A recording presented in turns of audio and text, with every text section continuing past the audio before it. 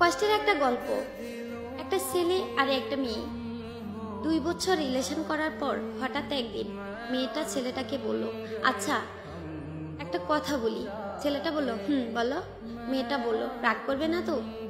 ছেলেটা বলল, না। মেয়েটা বলল, আমাকে ছেড়ে যাবে না তো?